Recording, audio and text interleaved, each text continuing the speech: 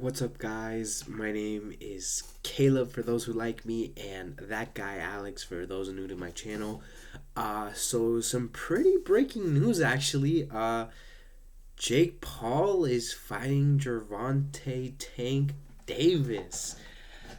So if you guys haven't heard the news, Ring Magazine and a couple of other news sources have stated that Jake, the problem child Paul, I believe 12 wins, 1 loss, is going to be fighting an exhibition match against Gervonta Tank Davis, undefeated WBA lightweight champion of the world, on, I believe, Friday? On a card in New York in December. And all I gotta say is this might be the worst mistake career wise that both men are choosing. Now, I've always been a big Davis fan. Ever since he knocked out Leo Santa Cruz back during lockdown, COVID, and all that stuff, that's when I got like really into boxing, and he was one of the big reasons why I got into boxing. So I've always really liked his career. I've always liked how he acts in the ring. Maybe not so much how he acts outside the ring, but I think he's an incredible fighter. I think he really is up there with some of the greatest American lightweights in the world. Now, why I'm talking about this Davis first is because, well, I've always felt like, especially more in recent years, that he's really been avoiding more top level opponents. I really feel like he's not ducked, but just refused to fight like Lomachenko, Shakur Stevenson, Teofimo Lopez. All those guys who I feel like would really, and I mean really, give Davis a challenge. Even Devin Haney back when he was fighting at 135, I feel like they could have, it could have been a great fight. It could have been a great fight. And this is something I do for every fighter that I love. I really look at their careers and I really critique them, and I always feel like, I always point out what they could do better and what they can't, that they should be doing better at. And Davis is a great fighter. Don't get it twisted. He's a great fighter, amazing boxing IQ, great skill. But I just feel like in recent years his heart hasn't been in the sport. It's not so much something he does and loves. It's just like a job. It'd be like if you and me were to go work as a busboy, waiter, work at an office job or work construction. It's not something he does for the love of it anymore. And I understand that the man's been boxing ever since he was like 6, 7 years old. But you gotta at least respect the sport enough to give fans these types of fights. But you also have to have enough respect for the sport, for the fans, for the sweet science, for its history, not to be taking fights like this, especially against a person like Jake Paul. Now, Paul, on the other hand, I don't like him. I'm being straight up with you guys. I don't like him. I don't like what he's done with his career. His loss against Tommy Fury, that really speaks out about who he is as a person in the sport. It speaks volumes about who he is and why he's fighting. He doesn't want to fight to be a world champion, no matter how much he claims to want to be. He fights because he wants to draw eyes, draw money, and just draw views into his promotion and stuff. And not that that's bad, but I would love for him to stop pretending like he's doing it for any other reason except that. He doesn't want to be a world champion. He doesn't want to, I guess, he doesn't want to like respect the sport, if that makes any sense. He wants to just draw views, draw eyes, and it works. It really does. And I feel like if he was more honest about that, like, oh yeah, no, I boxed because I want to make money, I want to cause problems, like, the problem child. I just want to disrupt, annoy. I feel like a lot more people would actually like him because of that. But no, instead he says, "Oh, I'm gonna be a world champion. I'm the face of boxing." Like, no, I feel like no. Especially when he takes fights like this. After the Julio Cesar Chavez fight, I feel like he had a lot of opportunities to fight more mid tier level guys. More guys his skill level. Regional fighters. Some pretty good cruiserweights here in America. I feel like he could have fought them. Not the best cruiserweights, but not worse. But not worse than any opponents that he's faced so far.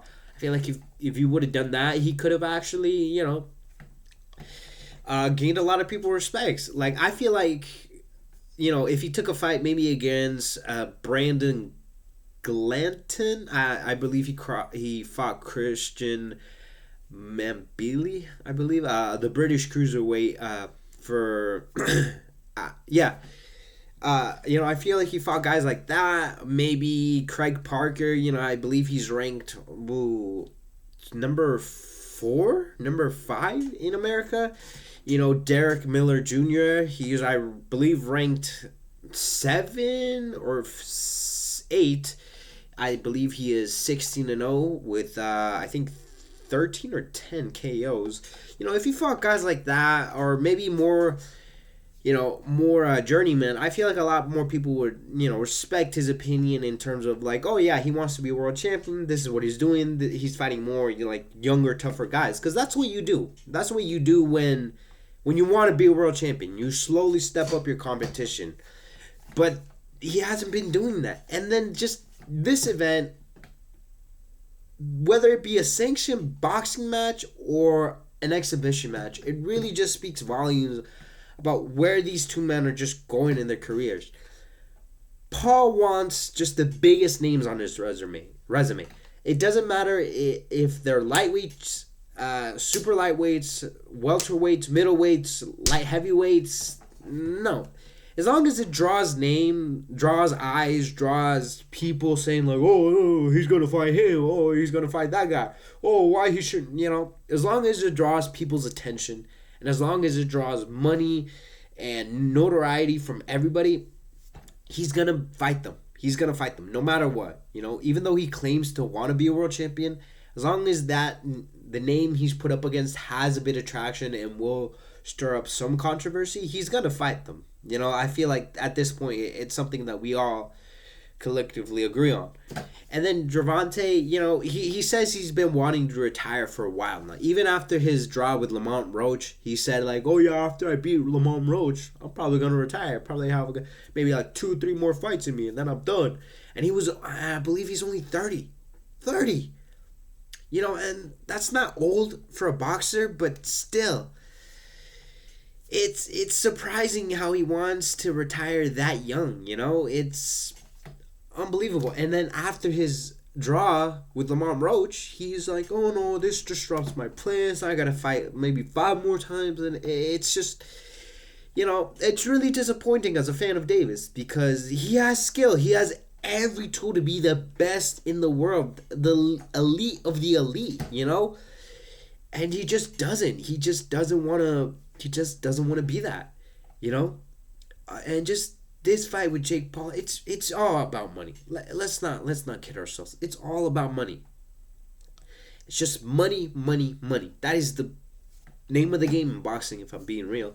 Especially nowadays. As long as you get a certain amount of money, everybody's gonna fight each other. I think that's why Turki Al-Shad's been doing such a great job. He has just the money to say, here's $10, or here's $100 million. Fucking fight this guy, and then if you win, I'm gonna give you an extra $50 million. If you don't, sucks to suck. It's like, it's the name of the game right now. It's all about money. It's the reason why Canelo and Crawford are gonna be fighting for money.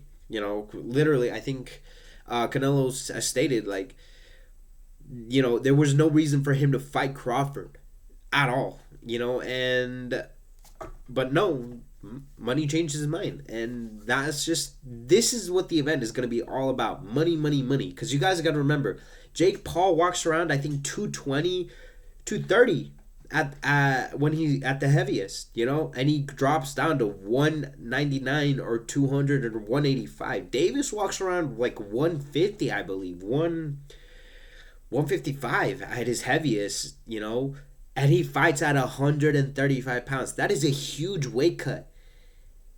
And then you're going to be putting these guys in an exhibition match. And no matter how much power a guy has, even like Gervonta Tank Davis, it's there is a point where it's just not going to be enough, especially against bigger guys, you know, especially against a cruiserweight who's basically a heavyweight. I think we've saw it in the Dimitri Bivol versus Canelo match where Canelo, no matter, even though his power was touted as freaking strong, legendary, where he could possibly fight a heavyweight, he just could not beat a guy who is technically seen as small in the light heavyweight division in Dimitri Bivol. Yeah, it caused him some problems, but not enough to where he might lose the fight. Bivol was dominating, even though Canelo was throwing nothing but power shots. And just this entire event, in my opinion, is just a mockery of the sweet science, the sport, and just it's a slap in the face to the career of Davis, if I'm being honest. It's a slap in the face to his trainer, to his promoter, to everybody who's worked hard to get him to where he is now, if I'm being honest. Davis has so much opportunity, so much, talent to be really one of the greatest. But no, he followed the Mayweather advice, and he's in it for the money now, if I'm being real. No matter how many guys are going to say, well, yeah, no, but Davis, he's been boxing since he was 11 or 7. He has every right to retire. He's undefeated. Yeah, but it's like you gotta look at this guy's record. You gotta look at how many times he's fought in a year. You gotta look at how he's conducted himself in and out of the ring. There's a lot of things that go into being considered an elite fighter or even one of the greatest of all time. And I just feel like Davis he does not fit that criteria. He's an amazing fighter. Don't get me wrong. He's an amazing fighter, and I feel like if maybe you put him up against anyone right now, he's going to win. Maybe not all the guys, but mostly 90% of the guys you put him in with, he's going to beat them. He's going to knock them out. But I just feel like, that 10% that he refuses to fight, that he does not want to fight, that's always going to haunt him. It's haunting Canelo right now, where he refuses to fight Benavidez, even though that's a fight everybody wants. Everybody needs to see. And, yeah, no, it's just a really sad development in the career of Davis. Jake Paul, he can do whatever he wants, if I'm being real. As long as people keep giving him attention, he's going to be doing this type of thing. But I really feel like this is a disappointment and a letdown for the Davis fans, for the Tank fans. He has so much opportunity, so much skills, so much, I guess, movement and freedom to be making these big fights, but he just refuses to do it. And I think that's really disappointing to everybody, his fans, boxing fans, even fighters. It's just disappointing because he is the guy at 135, but he just refuses to show it. And now he's taking this fight. It's no, I really this entire event is just a slap in the face to boxing fans, to mockery to the sweet science, and it's just a big fu to just everybody. And I feel Davis's life, But hey, I'm not a boxer. I only follow the sport, and who knows? Maybe I am just a moron talking about his favorite fighter and hoping he does what's best for his career. But it is what it is. If Davis wants to go and fight a heavyweight for $100 million, who am I to say anything, right? Anyway, thank you for listening to my rant. Please like, share, follow, subscribe. Check out my other videos. I should be coming out with a new video pretty soon. Gonna be Moses Tuma. Little quick breakdown of his last fight with Dillian White. Maybe a new UFC breakdown or UFC event talk. Yeah, should be coming out maybe a couple of days. Appreciate it. Again, like, subscribe, follow. Check out my other videos, and appreciate you guys. Have a nice day.